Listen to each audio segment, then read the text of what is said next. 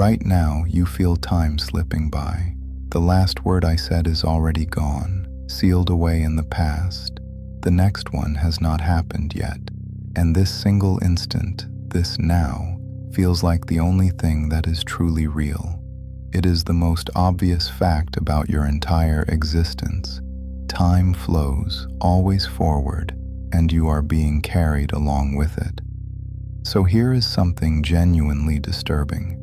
When physicists go looking for that flow, they cannot find it anywhere. In the deepest laws we have, there is no now.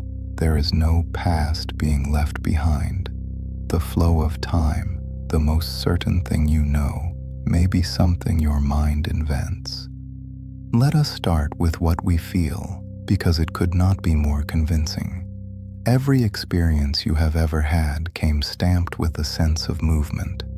A moment arrives, glows briefly as the present, and then slides away into memory. The future feels open, full of possibility. The past feels fixed and forever out of reach. We build our entire lives on this. We regret what is behind us. We worry about what lies ahead. We say that time heals, that time flies, that time runs out. The flow of time is not just an idea to us. It is the very stage on which everything else happens, which is exactly why what physics has to say about it is so hard to accept. Here is the strange truth. If you look at the fundamental laws of physics, the equations that govern everything from planets to particles, not one of them contains a now. They describe how things relate across time, but they never single out one special moment as the present.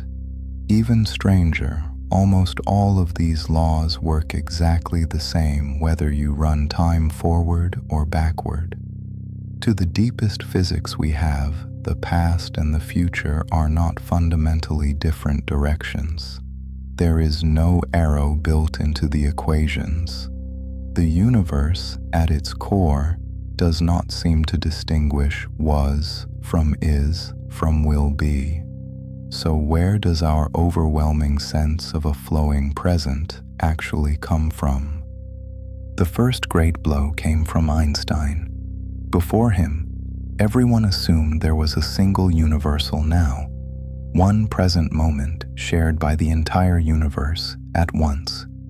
Einstein showed that this is simply false. His theory of relativity revealed that whether two distant events happen at the same time depends on how you are moving. For you, two things might be simultaneous. For someone moving past you, one clearly happens before the other. There is no universal cosmic present that everyone agrees on. Your now and my now can genuinely differ. And if there is no single now that the whole universe shares, then the idea of one present moment flowing forward together starts to fall apart. This leads many physicists to a breathtaking conclusion called the block universe. In this view, time does not flow at all. Instead, all of it, every moment that has ever happened or ever will, exists together, laid out like a vast, unchanging landscape. Think of past, present, and future not as a river, but as a map. Your birth, this moment, your death, a distant year long after you are gone, all of it is simply there, in different places along the block. Nothing is being created. Nothing is being destroyed. The dinosaurs are not gone. Your childhood has not vanished. They are still there, at their own address in space-time. We simply are not standing where they are. But if all moments just sit there, unmoving, then why do we feel time rushing by so powerfully? The answer may lie not in the universe, but in us. Your brain, at each moment, holds memories of the past, but none of the future. So it feels like you are perched at the crest of the present, with a fixed past behind and an open future ahead. But that may be a feature of how memory works, not a feature of time itself. Each you at each moment along the block feels exactly like the present and remembers the earlier ones. Like frames in a film, every frame is already there on the reel. It is only when they are played through the projector of consciousness that they seem to move. Now, you might object, surely time has a direction. Eggs break, but they never unbreak. We remember yesterday, never tomorrow. If physics is truly symmetric, where does that obvious one-way arrow come from? The best answer we have is a single word: entropy. The universe began in an extraordinarily ordered state, and ever since, it has been drifting toward disorder. That steady increase of messiness is what gives time its felt direction. But notice, this arrow is about the tendency of things to spread out. It is not the same as a moving present. It tells us which way is future. It does not require that time actually flows. The direction can be real, even if the flow is not. This raises a question that can feel almost frightening. If the future already exists, sitting out there in the block, then is everything already written? It is a fair worry, but here is the subtlety.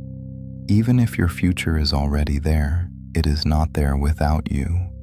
Your choices, your struggles, your decisions are woven into the block. They are the very threads that make the future what it is. You are not a passenger being dragged toward a fixed destination. You are part of what shapes the path from the inside. The future being real does not make you powerless. It simply means that the story of your life is not being erased behind you as you go.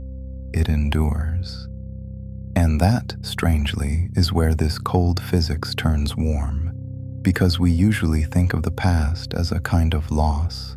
Moments happen, and then they are gone forever, swallowed by a vanished past.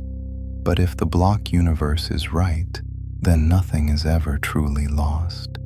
Every joyful moment you have lived is still there, glowing at its own place in space-time, exactly as real as this one. A day with someone you have lost is not erased. It is not nowhere. It remains permanently a part of the fabric of reality.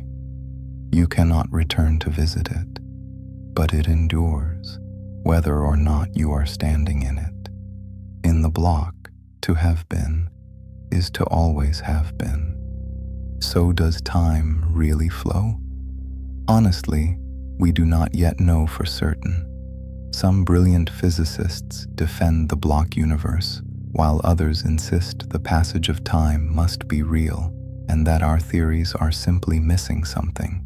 This is a live and genuinely open question at the very frontier of physics and philosophy, but the mere possibility is enough to change how this moment feels. Maybe you are not a fragile spark, flickering for an instant before the dark.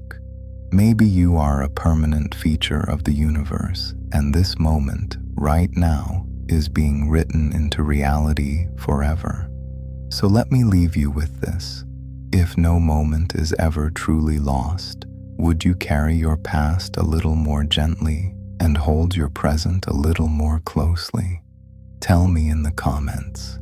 And if you love questions that bend the world, subscribe to First Principles Talk. We're just getting started.